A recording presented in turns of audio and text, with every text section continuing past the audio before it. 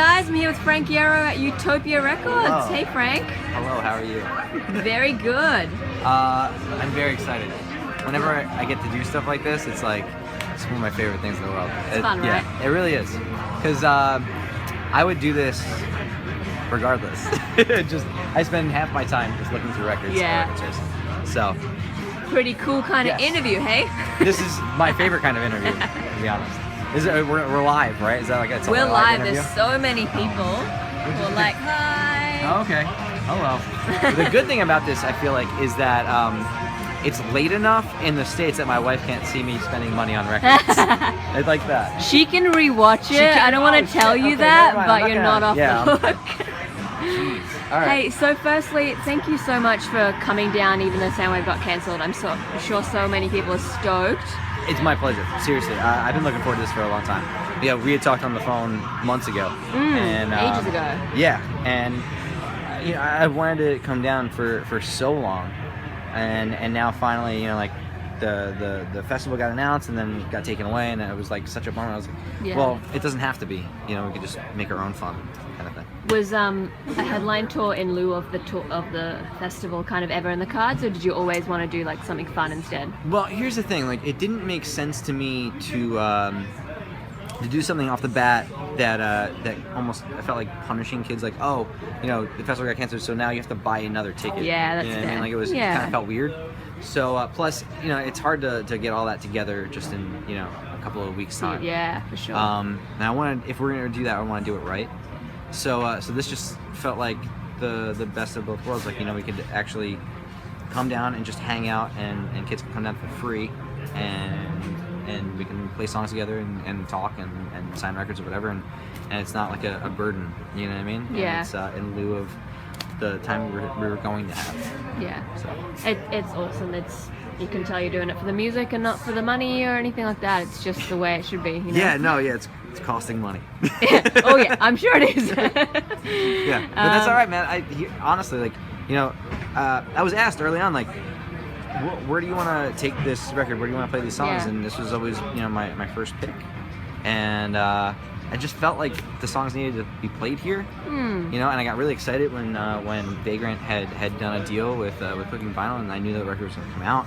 And it hurt that we didn't come down for so long. So had to make it happen. Yeah, I had to. Yeah. And will fans be hearing any like unreleased kind of special ones, or pretty much off stomach aches? You know, I keep thinking about that, right?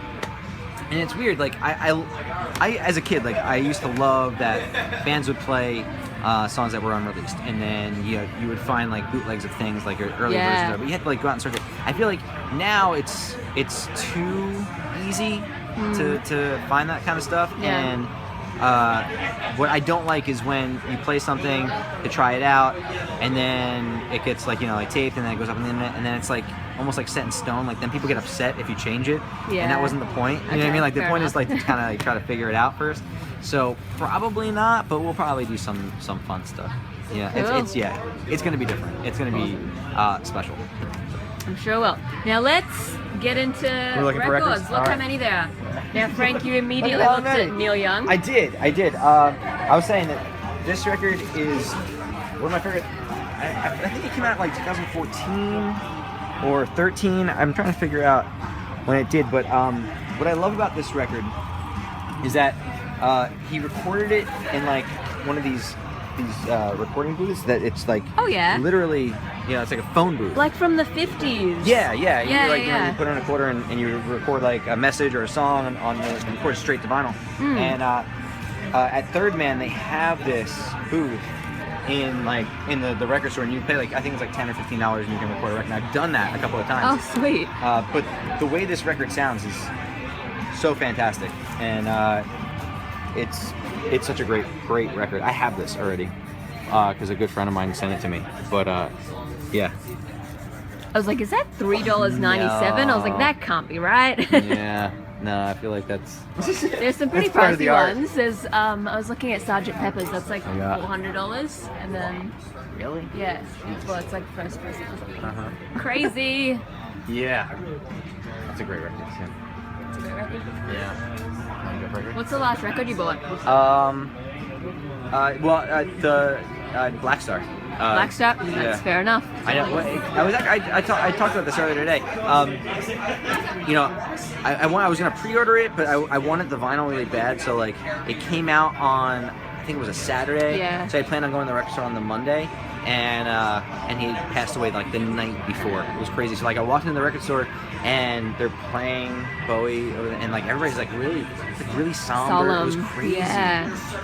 And I remember like going in and being like, I'm gonna get the David Bowie record. Like, it was just like everyone else. Real weird. Yeah. But honestly, there was only one copy in the whole place, and I bought it. And you got it. Yeah. So that's gonna be worth a lot.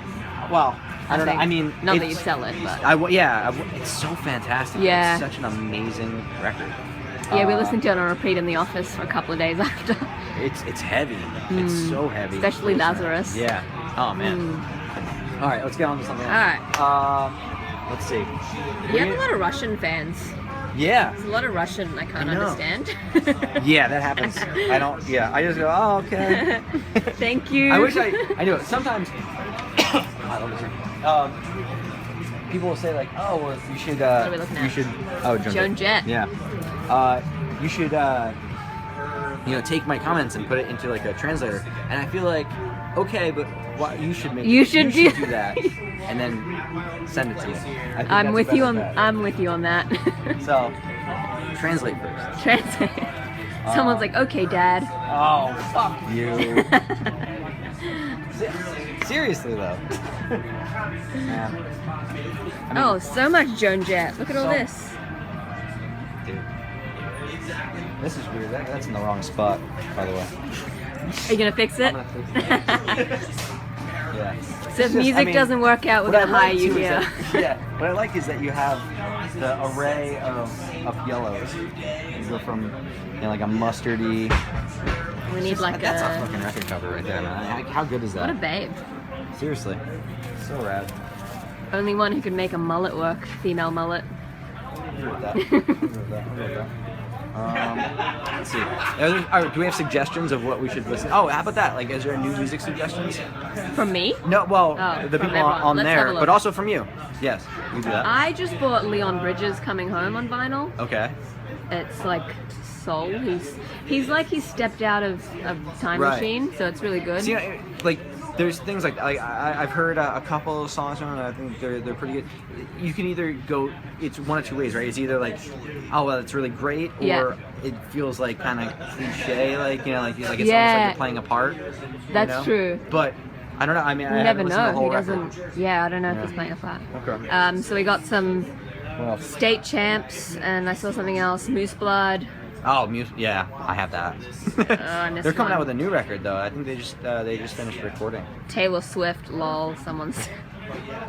Right. You know what's funny is my kids, like, I always thought it would be fun to like kind of keep them in this weird bubble where they don't learn about anything new. Like they grow up like with like Beatles posters in their rooms or something like that. And then it's impossible actually to do that if they like go to school and things. Yeah. So they've been going to like kids parties. Like their friends will have parties and they'll hear these songs and they're like, "What is this music?" and the little girls will be like, "This is Taylor Swift." How do you not know Taylor Swift? Like I hear this in the car all the time, and they're like, "We don't hear it in our car." And my wife's like, you're like foiled. Yeah. But the funny thing is, I just bought the Ryan Adams. Yep, 1989. So good. It's so good. And I guess in that respect, I feel like I should listen to this other stuff. It'd probably be really should. Awesome. It's But I know that Shake It Off song because my daughter really freaks out. Like anytime that song, it's just like her favorite song. How old's your daughter? She's 5. That's about the age. Yeah. Well, she also likes the Ryan Adams version, so we're really cool. Yeah. It's so depressing, isn't it? I think. I like sad songs. You like sad songs. That's fair enough. What's depressing? Wait, I'm sorry. The Ryan Adams version, or just that she likes that song? No. Not just Ryan Adams is 1989. It's got a so vibe, sad. Doesn't it? It's such a great vibe. Oh man, I love that. Oh, look at that Devo record. Where am I looking? Oh wow. Yeah. Oh wow, with the hat, the helmet. Mm-hmm. That. We'll have a little wander and maybe wrap it up in a second. Oh, sorry, People are loving it. No. Okay. It's cool. I just Jeez. would love to keep. Look at that Runaways record. Oh wow. Japanese version. Yeah, that's cool. Yeah. I like the little like captions. Those are good. Yeah, my favorite thing was as a kid, I grew up. You know, like there was a record store that we would go to. It was the punk rock record store. It was in Montclair, New Jersey, and like they had all like the punk rock stuff. And like, the dude that ran the store was super punk rock, and he had a cat with one eye. And he would write the most fucked up stuff on these records. Like it would be like, you know, like, oh, I really want to check out the new, I don't know, Rodriguez record. But then it would be like, yeah, Rodriguez, like that other guy, but definitely not as good. You should buy this if you're an asshole. Like it would say shit, and then you'd be like, oh, I guess I'm an asshole, like or I don't want to be. Should I? Yeah, it's like really fucked up stuff like that. Yeah. So those are my early days of like you would go in and you'd be like, oh, man. It was almost like the soup Nazi from Seinfeld, where you just wanted to have your money and just like walk up and be like, I'll take you know, Appetite for Destruction, please, and you'd be like, I don't sell that shit. Frank, thank you so much for stopping by. Everyone's loving it, but I'm gonna have to turn it off. Okay. Well, thank you very much for tuning in, and thank you for administering questions. You're welcome. I can administer questions all day. Letting me look at records. I enjoy that very much. So.